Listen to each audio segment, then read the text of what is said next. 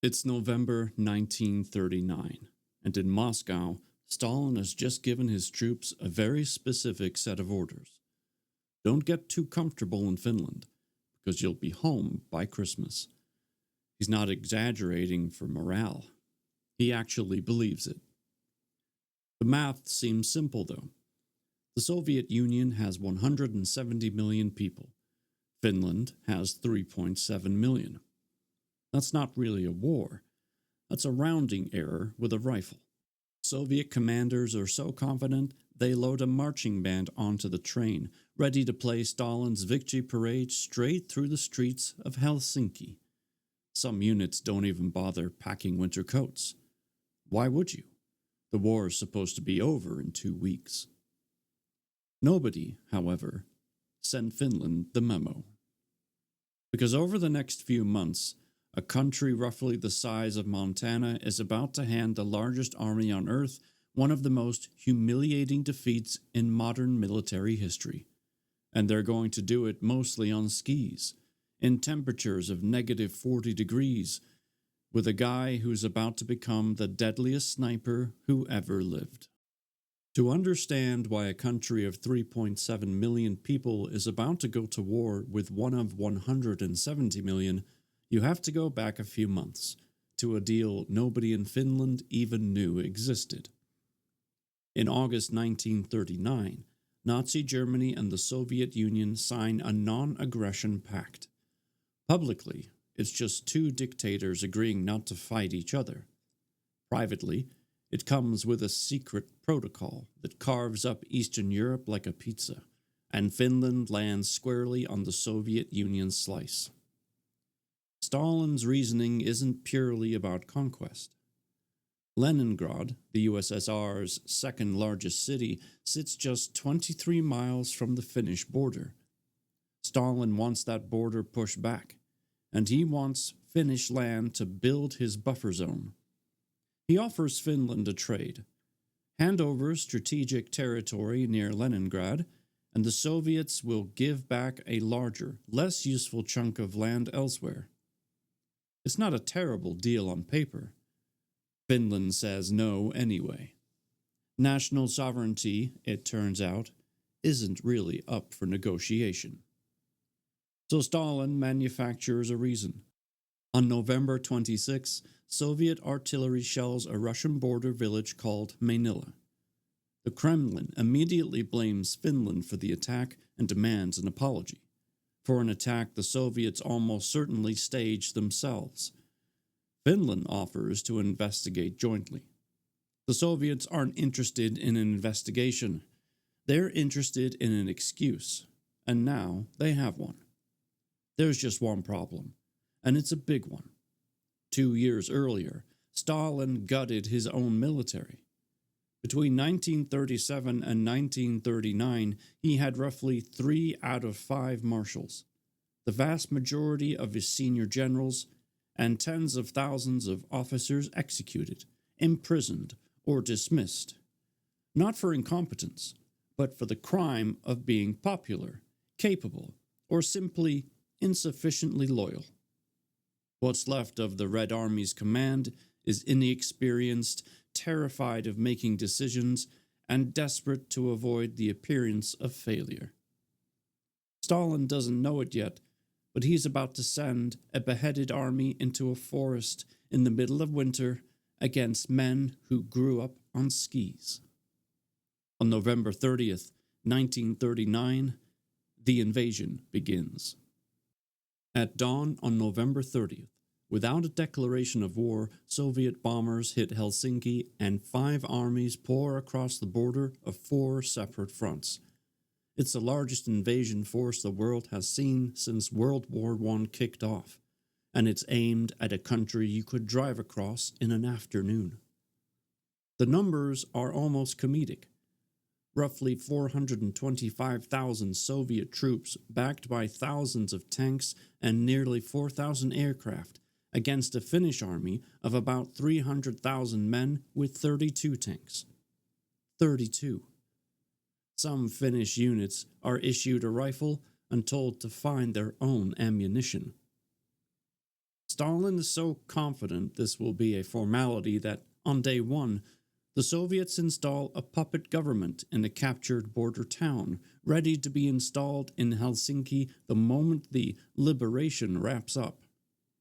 There's just no actual Finnish government asking to be liberated. Everyone in Finland already has one, and they'd very much like to keep it. Finland's commander-in-chief is Carl Gustaf Mannerheim, 72 years old. A cavalry officer who fought for the Tsar before Finland ever existed as an independent country. He's not exactly the picture of a modern general, but he understands his terrain, his men, and his enemy better than the enemy understands itself. On the Kralin Isthmus in the south, the largest Soviet force smashes straight into the Mannerheim Line, a stretch of Finnish fortifications hidden in forest and granite. Soviet commanders, terrified of Stalin's purges and unwilling to improvise, send wave after wave of infantry directly into machine gun fire in a tactic best described as hope. The line holds. Soviet tanks that do break through often do it alone, with no infantry support, because nobody coordinated the attack properly. Finnish soldiers learn they can walk right up to the stranded Soviet tank and drop a bottle of flaming gasoline down the hatch. But the Isthmus isn't where this war gets its legend. That happens 250 miles north in a frozen forest, where an entire Soviet division is about to walk into a trap that will be taught at military academies for the next 100 years. The forest is silent. 40 below zero. Snow chest deep between the pines, and somewhere in that whiteness, 11,000 Finns of the 9th Division are waiting. Their commander is Colonel Halmar Silasuvio, and he is about to teach the Red Army a lesson in geometry. Because here is the problem the Soviets never solved. 45,000 men, 2 full rifle divisions, with tanks, trucks, and artillery, and exactly 1 narrow forest road to move them on. The column stretches for miles, a steel snake frozen to a single track it cannot leave. The Finns have a word for what comes next. Mati. It literally means a stacked cubic meter of firewood, which tells you exactly how they viewed that column, not as an army, as something to be chopped. It works like this. Ski troops in white, fast, invisible, gliding over snow that swallows Soviet infantry to the waist, slip through the trees and block the road. Not once, everywhere. The snake is cut into pockets. Each pocket is surrounded, ambushed, starved. No pitched battle, just the tree line erupting, then silence. Then the cold doing the rest. The 163rd Division reaches the village of Suomussalmi first. Between December 27th and 29th, the Finns destroy it. Then the 44th comes up the Raate road to help, straight into the same trap, only worse. From January 4th to 7th, Silasvio's men carve it apart pocket by pocket. Soviet soldiers huddle around dying engines, unable to advance, retreat, or leave the road. Thousands freeze where they stand. Ghosts on skis strike from the dark and vanish. When it's over, somewhere between 23,000 and 29,000 Soviet soldiers are dead or missing. The Finnish 9th Division is still standing. West Point and Sandhurst teach this battle today. It turns out, don't string your entire army along one road is a lesson worth 100 years of tuition. But armies weren't the only thing hunting in those forests. Somewhere out there, alone in the snow, was a single, quiet farmer with a rifle, and the Soviets were about to give him a name, the White Death. Before the war, Simo Hueha is a farmer. He's 5'3", quiet, keeps to himself, and spends his winters hunting in the forests around Varjarvi. When the Soviets invade, he reports to the Kala front with his own rifle, a Finnish variant of the Mosin Nagant, the same weapon his enemies carry. The Red Army is about to deeply regret manufacturing it. Haya doesn't use a scope. A scope means glass. Glass means glare. And glare means a Soviet counter-sniper putting a bullet through your eye. So he uses iron sights, which also lets him keep his head a few centimeters lower. He packs the snow in front of his position so his shots don't pick up powder. He keeps snow in his mouth so his breath doesn't fog in the negative 20-degree air. Then he lies motionless for hours, a 5'3" snowdrift with a rifle, and waits. The results are not normal. In under 100 days, Huhaya racks up 505 confirmed kills. Some Finnish counts run as high as 542, the most of any sniper in history. The Soviets on the Kala front give him a name, Belaya Smrt, the White Death. They send counter-snipers to kill him. He shoots them. They call in artillery strikes on his suspected positions. He moves.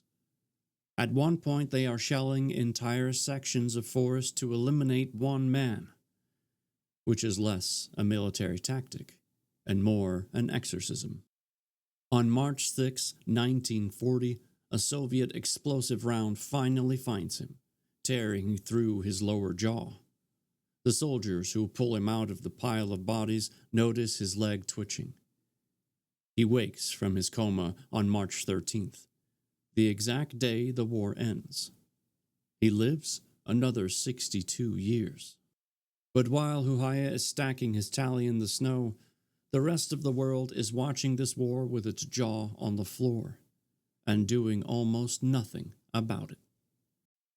While Finnish ski troops are dismantling divisions in the north, the rest of the planet is having feelings about it.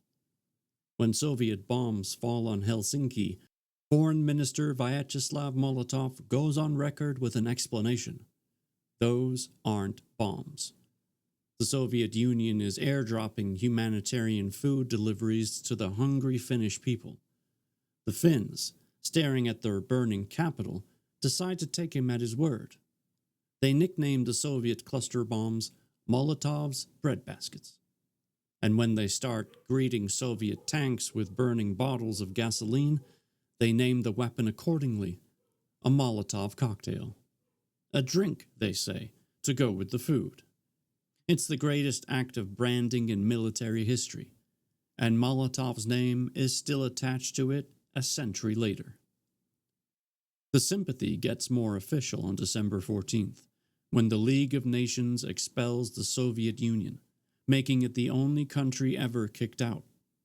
That's the diplomatic equivalent of a strongly worded letter, but real help does start moving.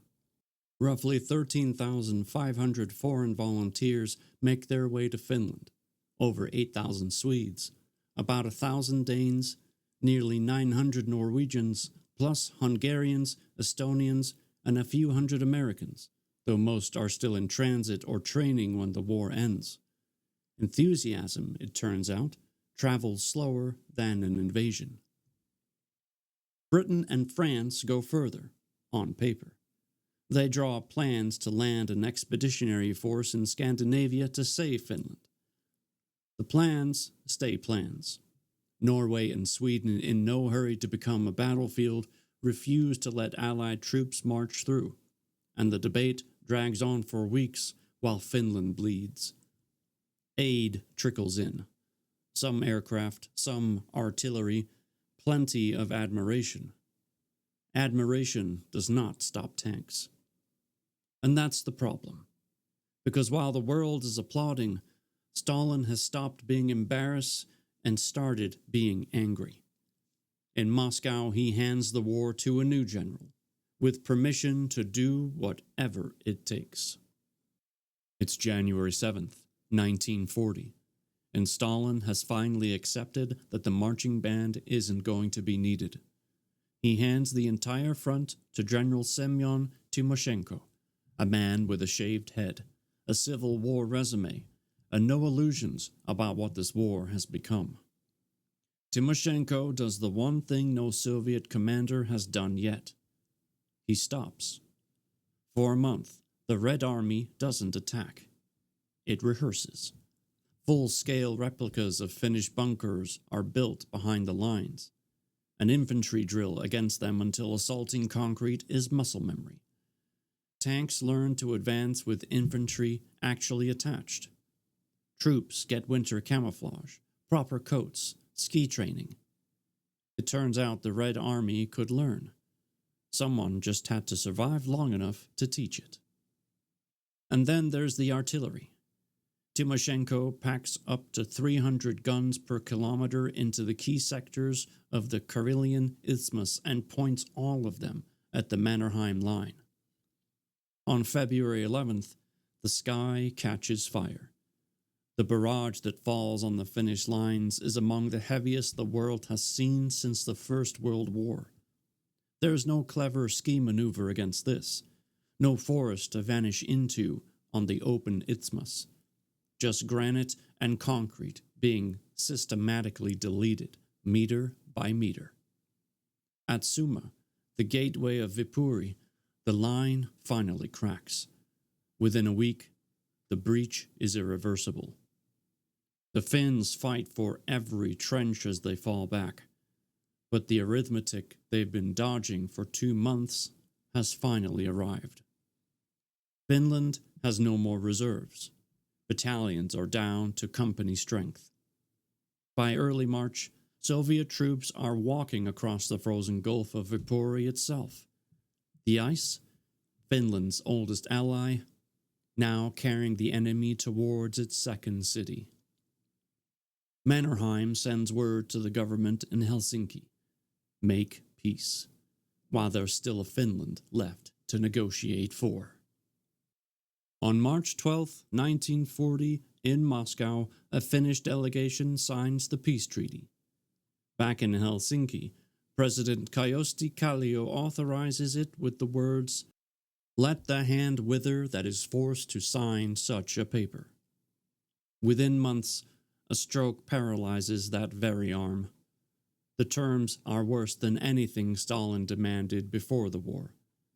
Finland hands over 11% of its territory, the entire Karelian Isthmus, the city of Viipuri, the shores of Lake Ladoga, plus a 30-year lease on the Hanko Peninsula so the Soviets can park a naval base on Finland's doorstep.